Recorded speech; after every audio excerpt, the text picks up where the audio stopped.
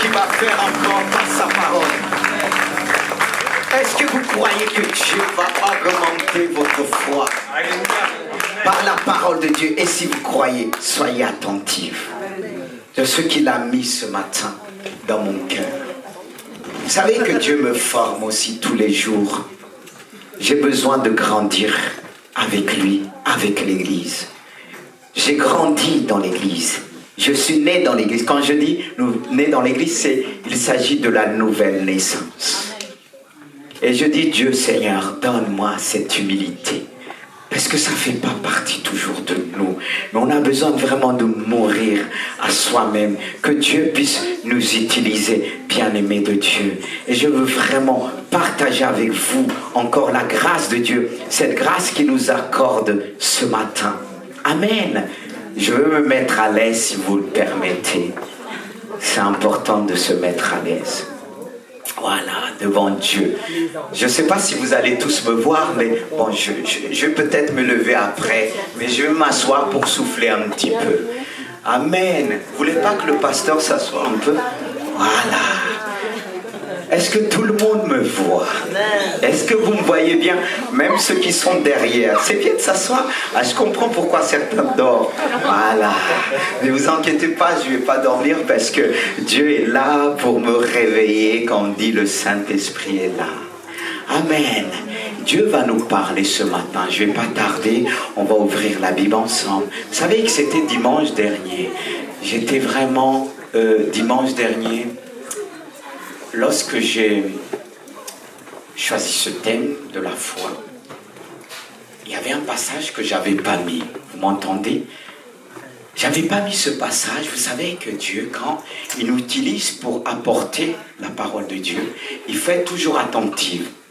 Parce que Dieu va nous parler avant, pendant et après.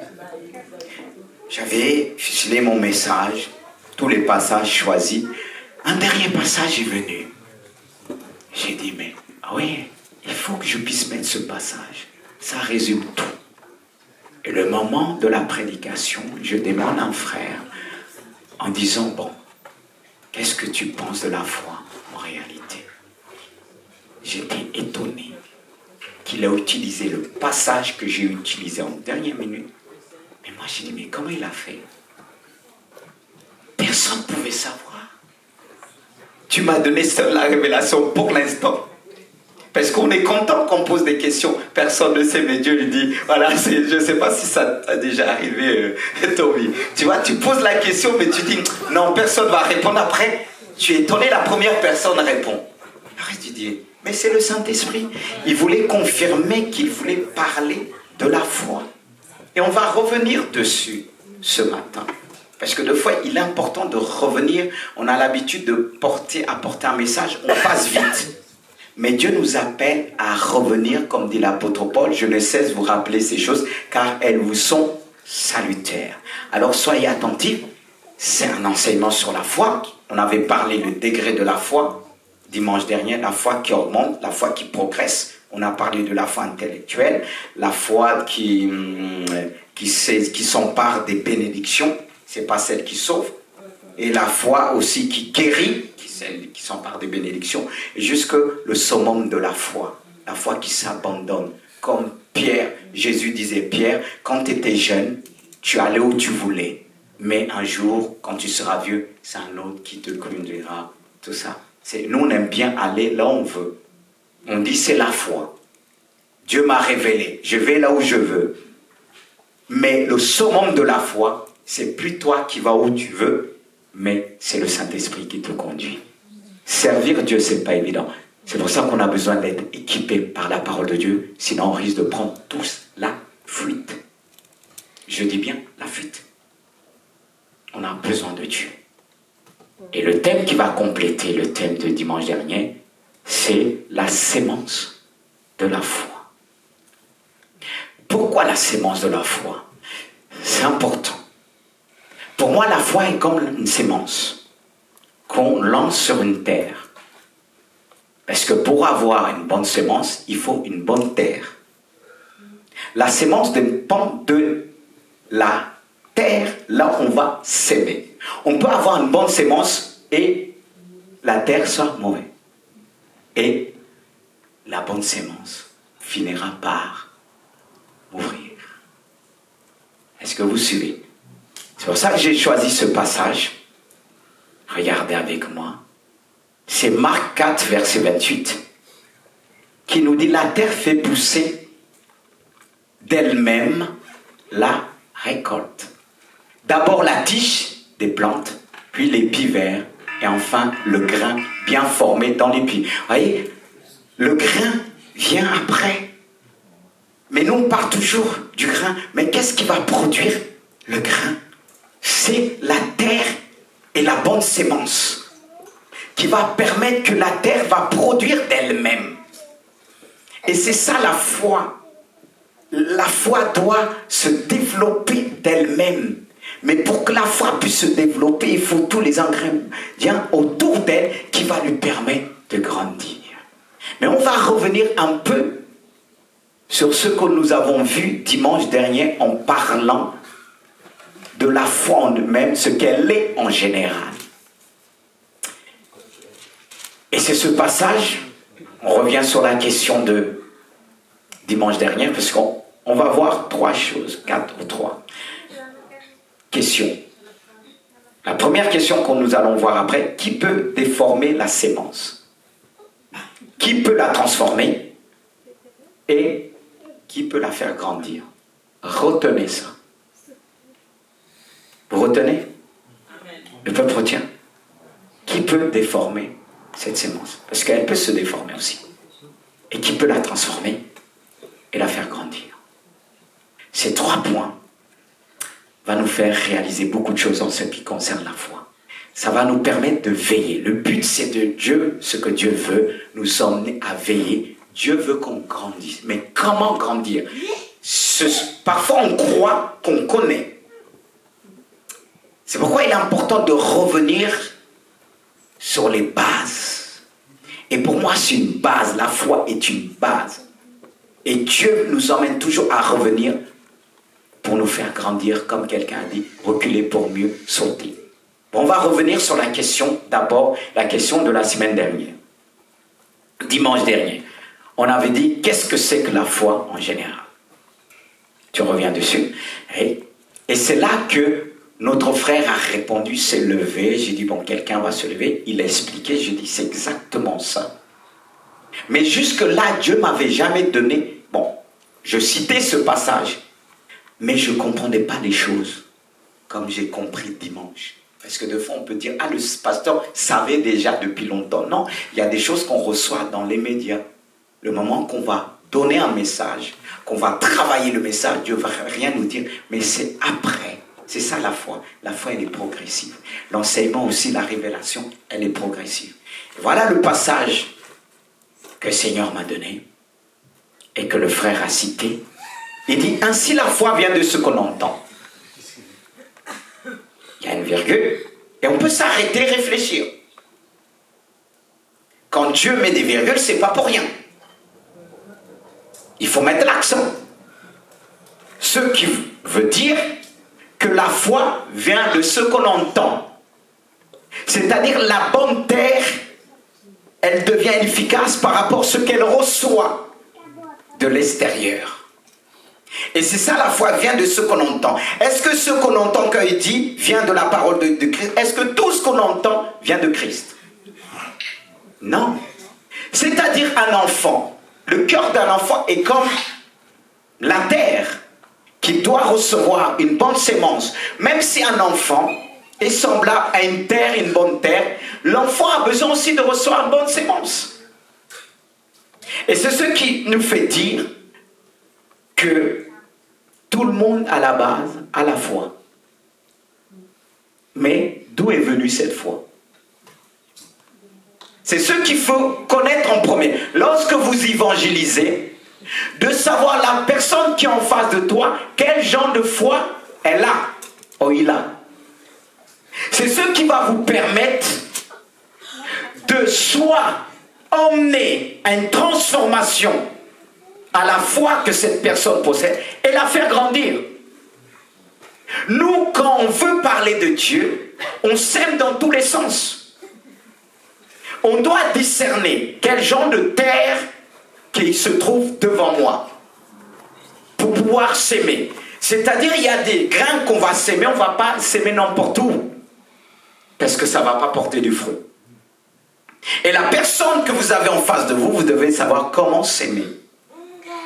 Car si la Bible nous dit, la foi vient de ce qu'on entend, et tout le monde a bien entendu quelque chose, en commençant par les conseils des parents. Une fois qu'on reçoit, notre foi vient au début de nos parents. L'enfant, il est tout naturel, pur, mais il a besoin de recevoir pour grandir. Et c'est la foi des parents qui va se recevoir pour le faire grandir. Est-ce qu'on peut dire que cette foi est automatiquement chrétienne? D'où la moralité. Car il y a des chrétiens qui n'ont pas une bonne moralité. D'où l'éducation que Dieu, l'épreuve que Dieu, là où Dieu nous fait passer pour nous éduquer et qu'on puisse éduquer les autres. Alors la première chose, la foi vient de ce qu'on entend. Tout le monde en général, à la foi, il croit en quelque chose. La foi veut dire croire. Alors l'enfant croit à quelque chose. La personne que tu vois devant toi, tu vas dire, il croit en rien. Il y a des gens qui vont dire, je suis athée. Pour le monde, athée veut dire, je ne crois à rien. Mais ce n'est pas vrai. Parce que pour te marier, tu vas bien croire à la personne, sinon tu ne te maries pas. Hein, les couples? Vous avez cru, ah, il va m'apporter l'amour, il va m'apporter tout. C'est sur cette base qu'on s'est marié. Mais après, cette foi du mariage peut recevoir des déformations. Elle doit être nourrie, elle doit être orientée pour continuer à aimer. C'est pour ça que j'ai mis les autres questions. Parce que nous savons tous, comme il est dit, ce qu'on entend. Maintenant, il s'adresse à nous chrétiens. Ce qu'on entend vient de la parole de Christ. Et cette parole doit nous faire grandir. Même si on a la foi, tu dois grandir en Christ. Plus tu grandis en Christ, plus tu vas grandir dans la foi. Jean-Baptiste a bien dit qu'il croisse, que je diminue. Amen. Et la deuxième réponse, par un verset qui dit la foi aussi. Je parle de la foi chrétienne. Mais je vais expliquer aussi autrement en disant, comme il est dit, la foi est une ferme assurance. J'attends le verset, mais le verset là, vous le connaissez déjà par cœur. La foi, une ferme assurance des choses qu'on espère, une démonstration de celles que nous ne voyons pas. C'est-à-dire la foi chrétienne possède une ferme assurance. Elle ne doit être pas ballottée dans tous les sens. Aujourd'hui, les chrétiens sont ballottés dans tous les sens. Mais pourquoi ? Les chrétiens, ils ont du mal à marcher dans une fermeté. Parce que tout simplement, ils ne démontrent pas. Si tu ne démontres pas ce que tu es, tu vas te refroidir. Et on doit démontrer, parce que quand on lit ce passage, démonstration de celle qu'on ne voit pas. Mais comme les gens ne le voient pas, toi, tu dois les emmener à voir la foi de Christ. Ils doivent voir la foi de Christ en toi. Tu dois démontrer que tu as reçu la parole de Christ. On doit lire la parole de Christ en toi. C'est ça la démonstration. On démontre la parole de Dieu. Dieu, on ne le voit pas. On ne peut pas voir Dieu. Mais on peut le voir à travers des chrétiens. Et c'est ainsi qu'il dit, pour l'avoir possédé, les anciens ont obtenu un témoignage favorable de Dieu. Comme Job a obtenu un témoignage favorable, Dieu pouvait dire à Satan, as-tu vu mon serviteur? Personne n'est semblable à lui sur la terre. Est-ce que vous suivez? Tu dois démontrer, c'est pas tout de dire je suis amour, je suis ceci, je suis cela. Toutes les attributs de Jésus, on doit voir les attributs de Jésus. Car personne ne pouvait voir le Père si ce n'est en Christ. C'est lorsque Christ est descendu, là il pouvait dire tous ceux qui m'ont vu ont vu le Père. Et toi tu pourras dire à ceux qui t'entourent, tu n'as pas vu le Père, tu n'as pas vu le Christ, mais maintenant tu le vois à travers moi.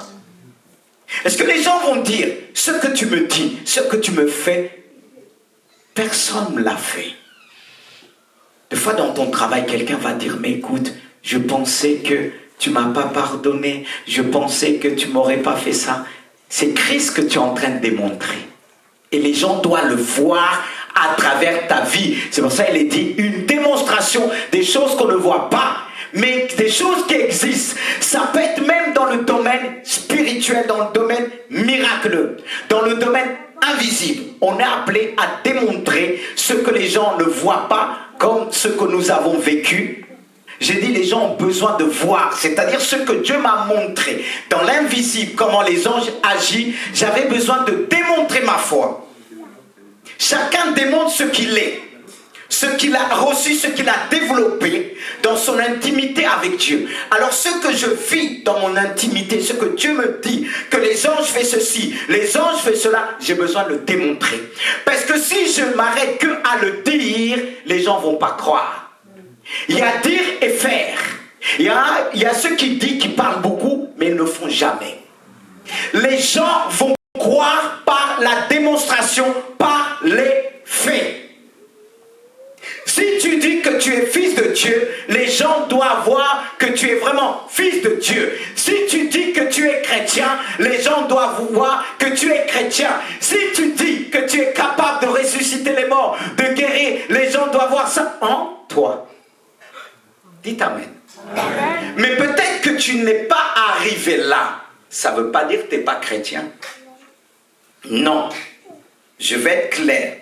Ça ne veut pas dire qu'on n'a pas fait ces choses, mais tu es en train de grandir. Mais celui qui a grandi, déjà arrivé à un certain domaine, mesure, il va s'arrêter, voilà, je démontre ma foi de cette manière. D'où la démonstration.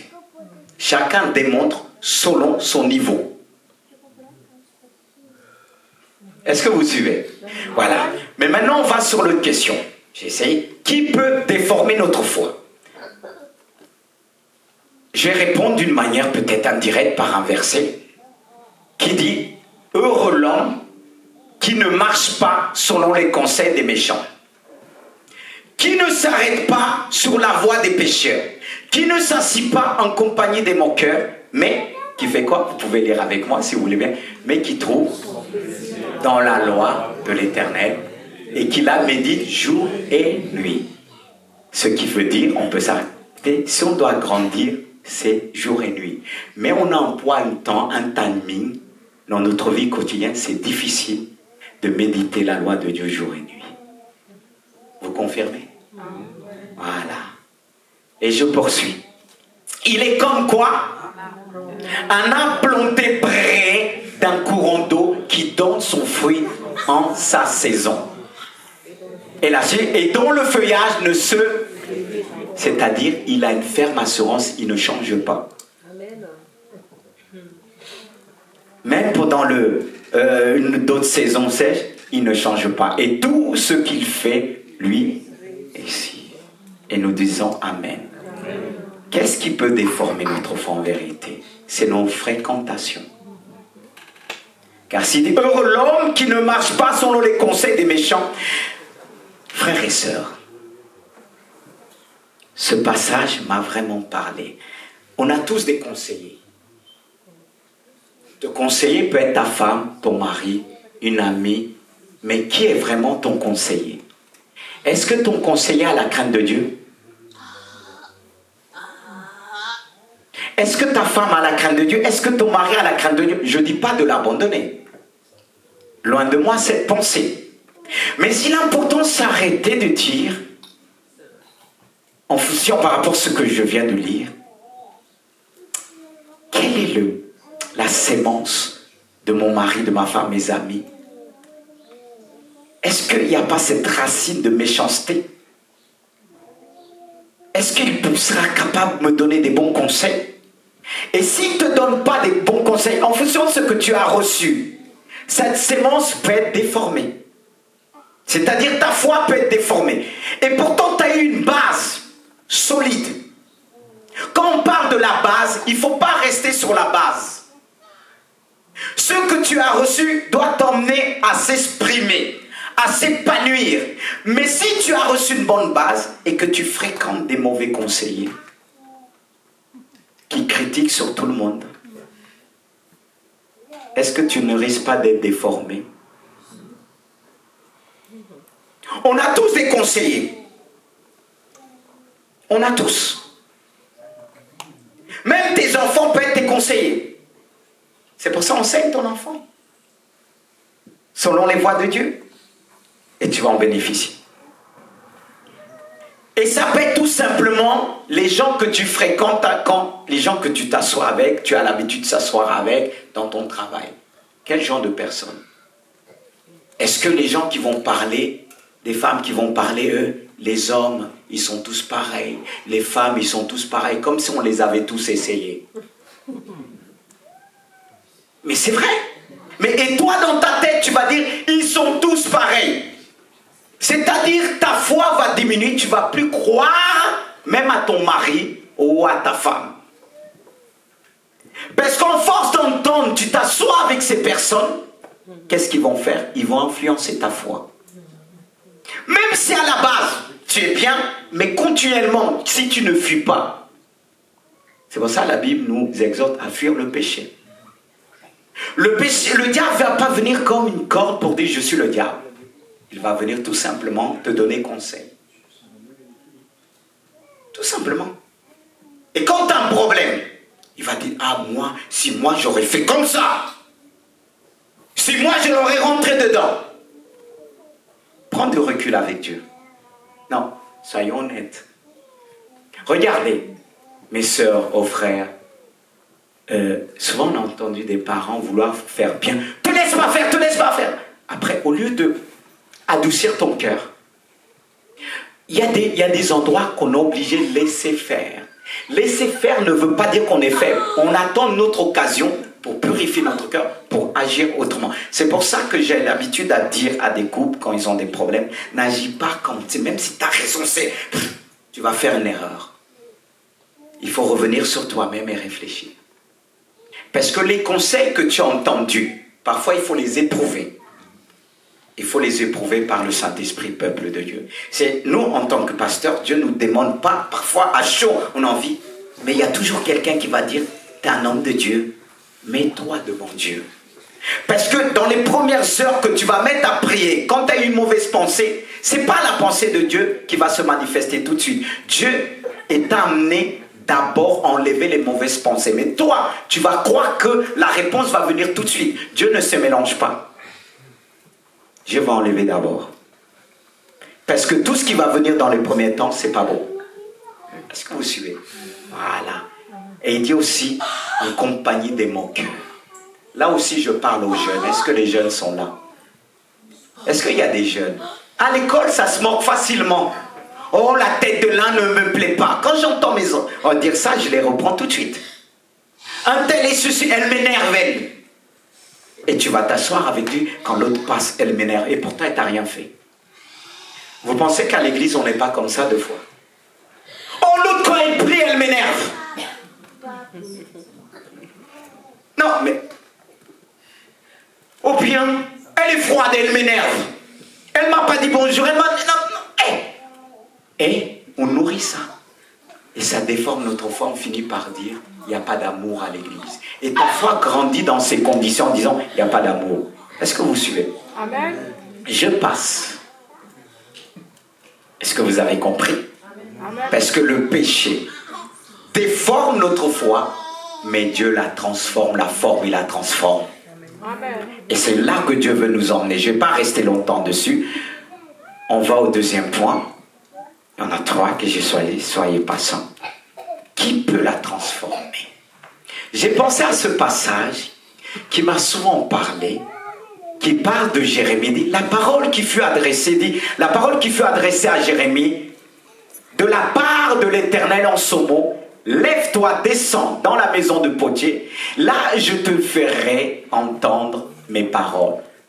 J'ai descendu dans la maison du potier, et voici il travaillait sur un tour. Le vase qu'il faisait ne réussit pas, comme il arrive à l'argile dans la main du potier.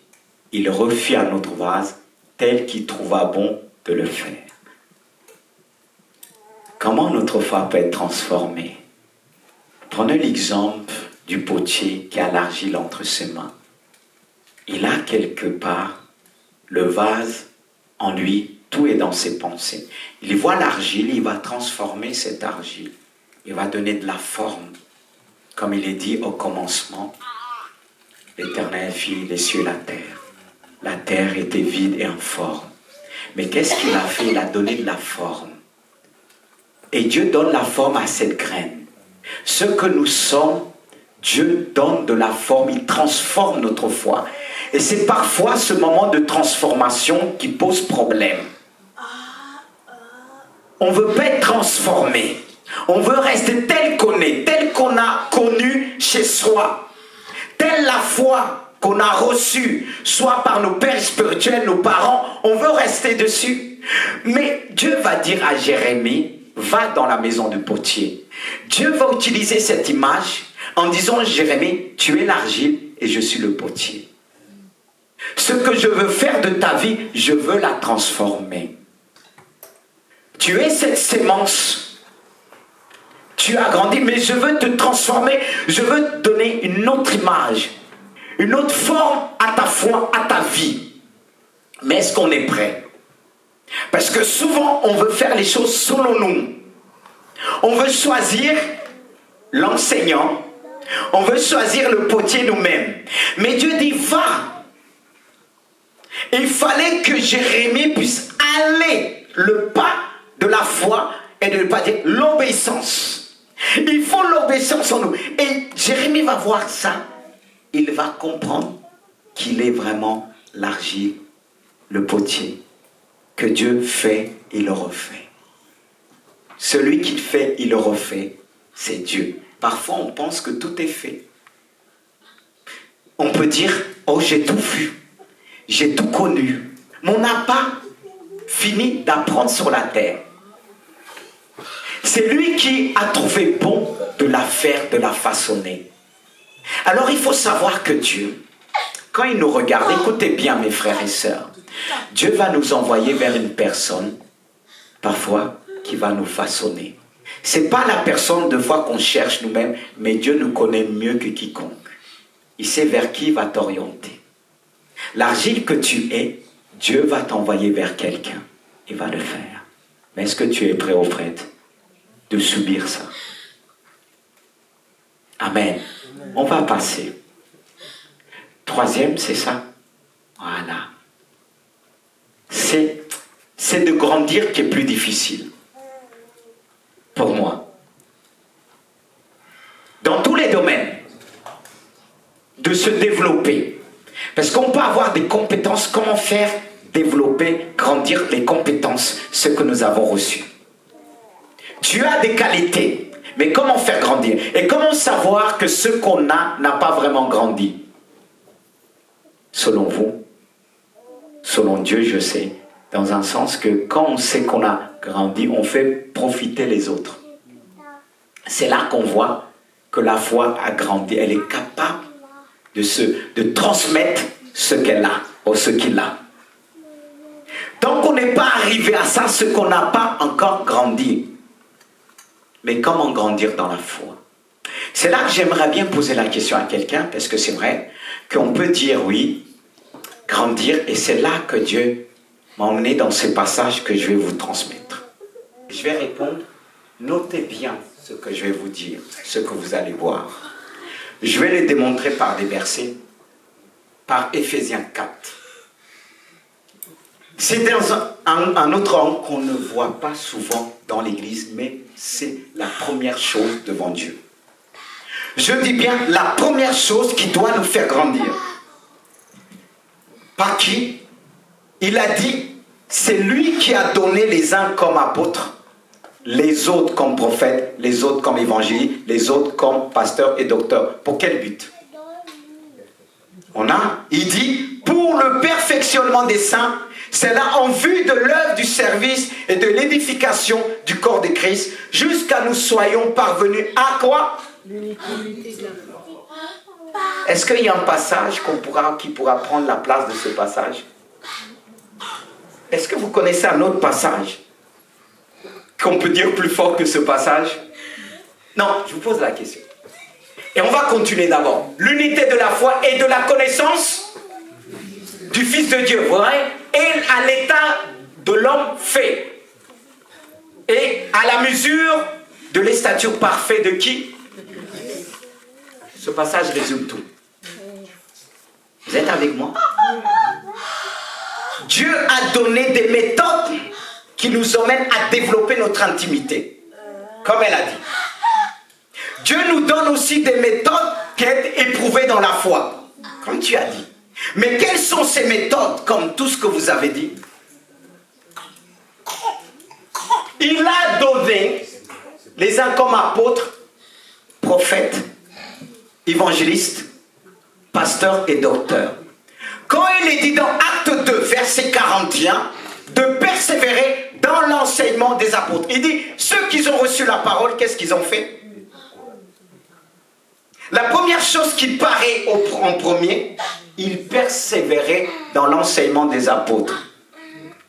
Mais pourquoi aujourd'hui, le peuple ne font pas ça? Et c'est là que le diable attaque de plus.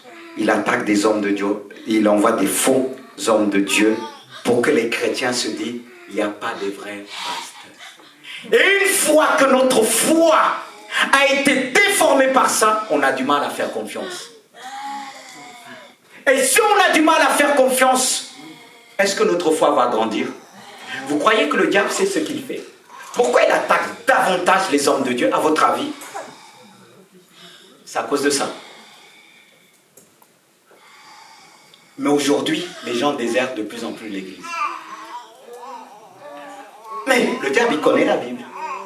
Parce qu'il a donné les uns comme apôtres. Parce que tout se trouve en Jésus-Christ. Jésus est l'apôtre. Jésus est le prophète. Jésus est l'évangéliste. Jésus est le pasteur. Jésus est le docteur.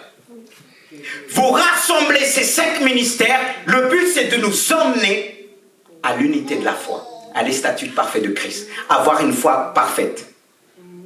Le mot parfait figure. Nous avons l'habitude de dire, je ne suis pas parfait. Mais Dieu veut nous emmener à un statut parfait. Et souvent, écoutez bien. Écoutez bien. Je vais vous apporter pour certains peut-être quelque chose que vous ne savez pas. C'est pour ça que je suis là. Quand on parle de l'apôtre, on parle du prophète, on parle de l'évangile. Est-ce qu'ils ont la même manière, ils fonctionnent de la même manière? Mais pourtant, les 5 forment une seule personne en Christ. Mais l'évangéliste, l'apôtre, ne va pas enseigner de la même manière. Ni comme l'évangéliste. Mais le but, c'est de nous communiquer la foi, nous faire grandir. C'est-à-dire, toi qui dis, tu as une intimité avec Dieu, tu restes chez toi, ça suffit. Ça ne suffit pas. Je parle aux chrétiens. Vous là, qui dites, je suis à la maison, tout le temps à la maison, tu ne vas pas grandir. Et je prends encore une autre image. On est appelés comme des médecins de l'âme. Bon, vous avez tous un médecin traitant. Est-ce qu'on change n'importe comment notre médecin traitant? Pourquoi on ne le fait pas? Souvent, quelqu'un peut dire, ah, ce médecin-là, je ne le fais pas confiance. Mais toi, tu vas dire, c'est mon médecin traitant. Il s'est toujours bien occupé de moi. Voyez. Moi, mon médecin traitant que j'ai gardé longtemps, il m'a éclairé quand j'avais des difficultés avec mon enfant. Il a dit, n'est-ce pas, t'es pasteur, ça, on ne peut pas le soigner comme ça. Il m'a dit, mais je n'ai pas changé. Même quand il dit, la personne est partie à cause du Covid pour trouver un autre, j'ai du mal. Mais on apprend de tous. Pourquoi je dis ça, vous allez comprendre. C'est le dernier, mais permettez-moi de m'arrêter un petit peu. Parce que si je demande à quelqu'un comment le prophète fonctionne, comment l'apôtre fonctionne, comment il enseigne, je ne vais pas vous poser la question. Quand vous prenez un apôtre et prophète, on les appelle, ils posent les fondements. Et les fondements, est-ce qu'on les voit? On ne les voit pas. Un apôtre va travailler dans un endroit. Quand il travaille, on voit le chantier, on ne sait pas où il va. Mais lui, il sait où il va. Quand un apôtre a quelqu'un en face de lui, il va analyser même ce que la personne ne voit pas. Il sait ce qu'il a en face de lui. C'est comme un médecin. Il sait où l'emmener. Il voit le niveau de la personne, l'emmener. L'apôtre va enseigner différemment. L'apôtre va nous donner envie d'avoir une vision d'être quelqu'un qui pose les fondements, quelqu'un qui a envie, un visionnaire. Commencer les choses, initier les choses. Parce que commencer les choses, quand tu commences quelque chose, il y a peu de personnes qui te suivent. Il y a peu. Je me rappelle un jeune à l'époque que j'étais à Pontoise, il est arrivé. Je pense que tu le connais, il a travaillé avec lui, Billy. Au début, quand il a commencé, l'œuvre qu'il a commencé, il vient et me dit, pasteur, les gens qui sont avec moi, ils ont du mal à croire. Je travaille avec ma main à droite, mais j'ai ça. Je lui ai dit, c'est normal. Et quand je l'ai parlé, c'est normal, avant qu'il soit, j'ai dit, c'est normal. Tu dois démontrer. Elle ne peut pas voir, c'est comme c'est toi l'apôtre, mais elle ne peut pas voir encore ce que tu vas faire. C'est après. Et quand on a face à un ministère comme ça, il va nous donner cette envie de ne pas se décourager. Parce que ce n'est pas tout le monde qui veut commencer quelque chose. Est-ce que vous suivez? Et l'apôtre, parfois, quand il commence à porter un message, on ne sait pas toujours où il va. Mais lui, c'est après qu'on se réveille. Waouh! Mais l'apôtre aussi peut avoir cette dimension d'évangéliste, dimension de prophète, dimension de docteur, parce qu'il enseigne aussi. Il est, on va dire, complet. Et le prophète, qu'est-ce qu'il va nous communiquer?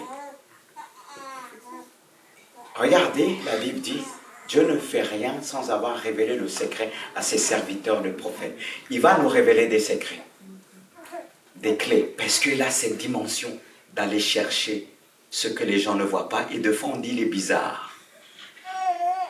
Et comme même lui donne son message, c'est un peu parfois cafouille.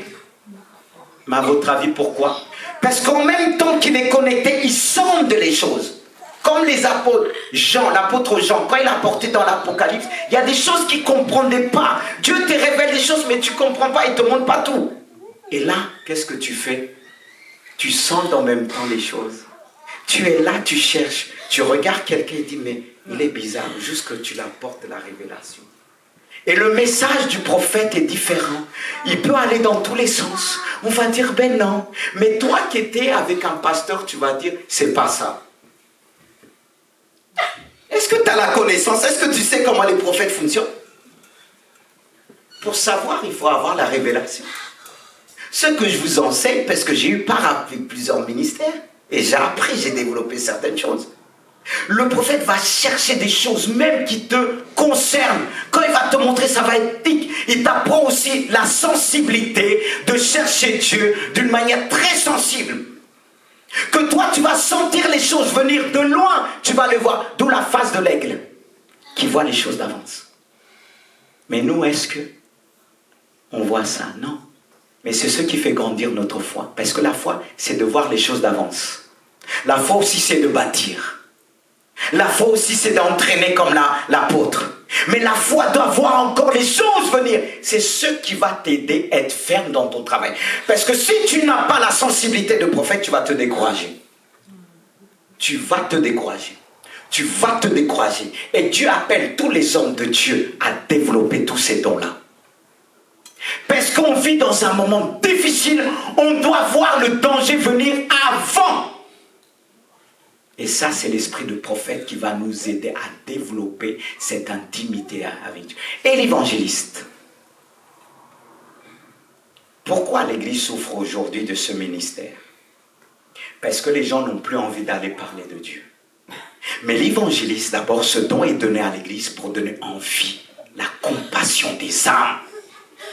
Plus tu auras la compassion des âmes, plus tu vas t'oublier. Pourquoi on est centré sur nous?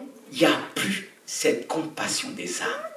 Alors le ministère d'évangéliste, quand il va te parler du cœur de Dieu, comment Dieu pleure pour les âmes, comment Dieu désire, tu t'oublies. Tu t'oublies. Qu'est-ce que Dieu veut faire dans son église? Pourquoi on est centré sur nos problèmes? Parce que ça ne bouillonne pas. Mais Jésus, il allait de lieu en lieu. Il guérissait les malades. L'évangile envie. Tu dis, il y a ma mère qui souffre, il y a mes frères qui souffrent. Et là, comme cet homme, au début de sa conversion, on dit que Jésus ressuscite les morts. Il a dit au pasteur, Jésus peut faire ça. Il a demandé au pasteur, est-ce que tu le fais aussi? Le pasteur dit, je prêche, mais je ne le fais pas. Il est honnête. Mais lui, nouveau converti, il allait dans les rues, dans les maisons, il frappait. Il n'y a pas de morts ici. Imagine, vous risquez de dire la personne est fou. C'est ça la foi. Et personne n'est mort chez vous. Mais on risque de prendre une claque. Là, quelqu'un dit, ouais, mais tu me souhaites la mort. Mais juste qu'on l'a présenté un enfant. Au départ, quand il priait, rien venait. Il s'est rappelé qu'il fallait mettre certaines personnes dehors. Comme Jésus a permis que ce soit le père et la mère. Parce qu'il y a des personnes, quand tu vas prier, leur présence va bloquer la bénédiction. Il y a des gens qui l'incrédulité, ils n'ont pas besoin de parler. Tu vas être présent. C'est là le discernement. Quand tu pries pour les gens, quand tu vas, il faut choisir. Jésus choisissait les gens qui devaient aller avec lui pour prier. Parce qu'il ne prenait pas n'importe qui. Parce qu'il y a des personnes, ils n'ont pas besoin de dire qu'ils sont incrédules. Tout leur être dit incrédule. Et quand tu pries avec eux, ça va bloquer. Quand tu pries chez toi, écoutez bien, enfant. Fais attention avec la personne que tu... Mais moi, 2 fois, je suis parti des visites. Il y a des personnes que... j'arrive pas. J'arrive pas. Et j'étais obligé d'écarter pour que le miracle arrive. Est-ce que vous suivez? Mais l'évangéliste va dire, le monde souffre. Il va dire, réveille-toi. Et ça va te chambouler. Tu vas commencer à pleurer. Tu vas dire, pasteur, dimanche, samedi, on y va. Mais quelques mois, ça se refroidit. Mais l'évangile, le prof a besoin de toujours revenir dessus. Et c'est ce qui va te faire grandir dans la foi. Parce que tu vas aller vers les autres, tu vas voir ce que Dieu va faire. Tu vas arriver, ta foi va grandir, arriver à l'unité parfaite. De connaître Christ. Comment on a besoin de connaître Christ? C'est à travers ce qu'il fait chez les autres. Parce qu'il ne fonctionne pas de la même manière. Il a fonctionné d'une manière différente avec moi, avec toi différemment. Si tu ne témoignes, ah, Dieu agit aussi comme de cette manière. Ah, Dieu agit de cette manière. Ah, Dieu agit. Et ça te donne une foi puissante. Et parlons, je vais vite. Parlons aussi de, je dis, pasteur, c'est ça? Non, docteur, pasteur. Peut-être tu as travaillé uniquement avec un pasteur. Je vais te dire comment les pasteurs fonctionnent. Le pasteur, il a appelé, il a une passion. J'ai travaillé avec des personnes, c'est tellement passion. Mais quand l'évangile, il se dit, mais c'est bon, il nous a fait. Le pasteur dit, donne-lui encore une autre chance. Prenons le temps de le guérir. Pensez la pâte. On a besoin de ça. Et le pasteur, ma soeur, quand il va même apporter, il ne va pas avoir cette, je ne dis pas capacité, il en est à développer aussi, de emmener les gens à une sensibilité comme le prophète. Allez, monter, descendre, chercher. Et son message va être court. Est-ce que vous suivez? Son message va être court. C'est pourquoi vous allez dans d'autres endroits. Le prophète va voir. Je vais vous donner un exemple. Je n'essaie pas de dire je suis prophète, ne cherchez pas. Plusieurs fois, quelques années. Et c'est pour ça que notre directeur de l'école biblique, il a appris à connaître chacun de nous pour nous orienter. La réunion était faite, elle était terminée. Chacun partait. Dieu m'interpelle en disant, je vais manifester ma puissance, rappelle les gens. Je vais voir le pasteur principal, je dis voilà. Et lui, quand il me connaissait, il a fait appel. Qu'est-ce qui s'est passé? Tous qui sont avancés, ils ont reçu. La puissance du Saint-Esprit est tombée. Et encore dans notre rassemblement de jeunes, Dieu m'interpelle, j'ai dit on a fait tellement de choses, mais Dieu va agir vite fait. On peut dire, mais comment il va agir vite fait? Quand je dis Dieu va agir vite fait, c'est que parfois je prends 3 heures, 4 heures du temps avec lui. Si tu veux que Dieu agisse vite fait, est-ce que toi tu prends du temps avec Dieu? Vous savez le temps qu'on prend ici, et que le temps que je passe, c'est rien. J'essaye pas de... Mais Je fonctionne beaucoup en fonction du ministère que j'ai reçu.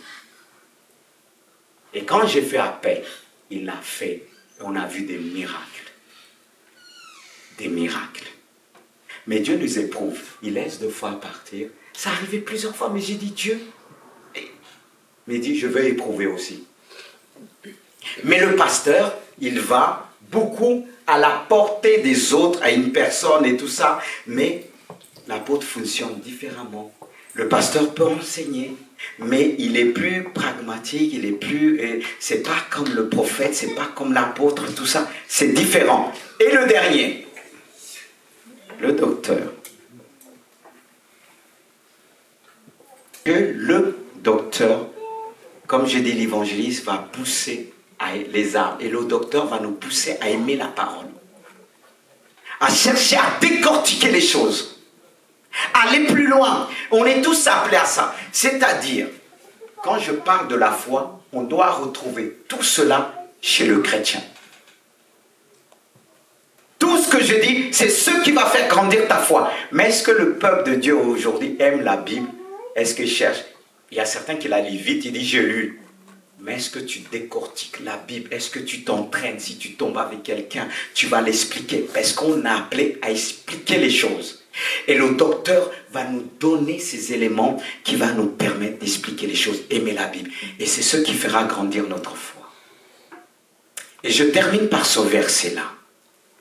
Parce que j'ai promis d'être vain. Hein? Suivez bien, vous allez comprendre mieux ce passage. La Bible dit, celui qui reçoit un prophète, ça peut être un apôtre, ça peut être un évangéliste, ça peut être un pasteur, un docteur. Il dit quoi? En qualité de prophète, recevra la récompense de prophète. Vous comprenez mieux? C'est-à-dire, si tu reçois dans ton cœur ce ministère-là, tu auras une dimension de prophète. Et si tu reçois un apôtre en qualité d'apôtre, il dit tu recevras une récompense d'apôtre. Et si tu reçois un juste, tu vas recevoir le fait que tu fréquentes ta sœur, qu'elle est juste, elle va te communiquer sa foi. Ta foi grandit en fonction des personnes que tu fréquentes. Soit elle va être déformée, ou bien grandir, ou transformer. Alors faisons attention des gens que nous fréquentons. Et il est dit, quiconque donnera seulement un verre d'eau froide à l'un de ses petits, parce qu'il est mon disciple, je vous dis, en vérité, il ne perdra pas sa récompense. C'est-à-dire, on peut perdre ce qu'on a. On peut perdre notre récompense. Tout est lié. C'est pour ça qu'il dit, travaillez pour votre foi. Et mes frères, je vous dis une chose. C'est vrai qu'aujourd'hui, il y a du tout. Il y a du tout dans le monde. Il y a des pasteurs corrompus, il y a tout. Je ne suis pas là pour dire je suis meilleur. Non, non, non, non. Les chrétiens aussi. Pourquoi le diable touche les chrétiens aussi? Parce qu'il veut salir chacun de nous. Il sait que tu as la base. Mais Dieu aujourd'hui t'interpelle. Fais attention à toutes les personnes que tu fréquentes. Parfois, il faut fuir. Il faut fréquenter des personnes qui ont la crainte de Dieu. Je dis bien la crainte. Et il y en a encore dehors qui ne sont pas encore convertis, mais ils ont une certaine moralité que Dieu va toucher. Je ne te dis pas qu'il ne faut pas écouter tout le monde. C'est toi qui dois faire la part des choses par rapport à ce que tu as entendu. Amen. Tu dois avoir cette sensibilité, avoir cette profondeur quand tu as la personne devant toi. Par exemple, tu me dis quelque chose. Il y a des paroles parfois qui peuvent paraître dures, mais Dieu va dire, ce jeune homme, il a un cœur profond. Ne regarde pas selon son apparence, mais creuse, passe autre. Il te parle comme ça parce qu'il y a une peur au fond. Parce que des fois, il y a des gens qui ont peur, ils tapent le premier. Je ne dis pas que c'est ton cas. Mais c'est Dieu qui va aider voir plus loin. Il va dire, tu es un père. Il se révolte, prends-le, explique-le ce que c'est la foi. Il y a le désordre. Il a pris avec d'autres personnes. Et il peut se dire, je connais, j'ai la base. Mais un père qui a connu certaines choses, il va dire, si tu veux connaître Dieu, et que ta foi grandit, parce que ta foi est appelée à être sensible, ta foi est appelée aussi à poser des bases, des fondements comme un apôtre, des choses que les gens ne croiront pas. Parce qu'il y a ceux qui attendront de voir mais ils verront. C'est ça la foi, une démonstration de puissance que les gens n'ont pas vue, mais ils étaient là. Et le diable va dire, t'es nul, t'es ceci. Mais parce qu'il y a des choses qui sont là. Mais quand tu veux le sortir, tu vas dire, ah oui, je suis nul. Le diable t'empêche de sortir. Mais un apôtre que tu vas rencontrer dit, tu as une vision, vas-y. Et on va corriger après. Est-ce que vous suivez? Amen. Je vais m'arrêter là, on va prier Dieu. Parce qu'on a déjà parlé vendredi. Gardez ces paroles. Si vous voulez grandir dans la foi, ne dis jamais tu es arrivé. Peut-être tu as connu un pasteur, tu tombes avec un qui, de fois, qui crie comme moi, qui descend, qui crie, tu vois. Tu vas dire, je fais en fonction de mon ministère. Et une dernière, quand j'étais au départ avec ma femme, on était ailleurs. Elle disait, il y a un côté de moi, Lyon. Et j'ai dit, Seigneur, parle-lui. Et il y a un prophète qui est venu, il a dit, ton mari comme ça, et comme ça, il est cool, il est tranquille, mais il y a quelque chose en lui, comme lion, comme il rougit. Parce que j'avais dit, Dieu, parle-lui. Il y a des choses qui peuvent être désagréables que Jésus a, mais ça fait partie de lui. Ça fait partie de l'apôtre, ça fait partie soit du prophète qui agit différemment qu'un pasteur il va pas vouloir taper, mais parfois il faut taper la brebis. Pas pour la tuer, mais ses pensées. Est-ce que vous suivez? Mais le pasteur va prendre des gants. Il ne faut pas que ce ministère, ni que le ministère d'apôtre, de prophète, non. Mais Jésus était l'apôtre. Il était le prophète, l'évangéliste. Jésus le docteur des docteurs. Jésus le pasteur, le berger des bergers est ici. Est-ce qu'on peut se mettre debout? On va remercier le Seigneur. Alléluia. Oh Jésus. Seigneur, je te remercie pour ce que tu as apporté à ton Église. C'est pour lui faire grandir. Fais grandir ton Église par la puissance de ton Saint-Esprit. Que ce message qui a été annoncé puisse être transmis aussi dans les cœurs. Je te prie pour chacun. Que le Saint-Esprit puisse visiter chacun. Tu nous as donné la foi. Garde la foi de chaque. Que personne ne puisse déformer cette foi. La foi que tu as reçue doit grandir. La foi que tu as reçue doit toucher le cœur de Dieu. La foi que tu as reçue doit avoir la sensibilité du Saint-Esprit. Alors je prie pour ton cœur. Dieu purifie notre cœur. Tu ne peux pas lancer la sémence dans un cœur mauvais, méchant. Une terre qui ne peut pas produire. Une terre qui ne peut pas se transformer. Oh Dieu, mets l'humilité dans le cœur de chacun. Par le nom puissant de Jésus. Par le nom puissant de Jésus, reçois. Alléluia. Alléluia. Est-ce qu'on peut acclamer notre Dieu? Amen.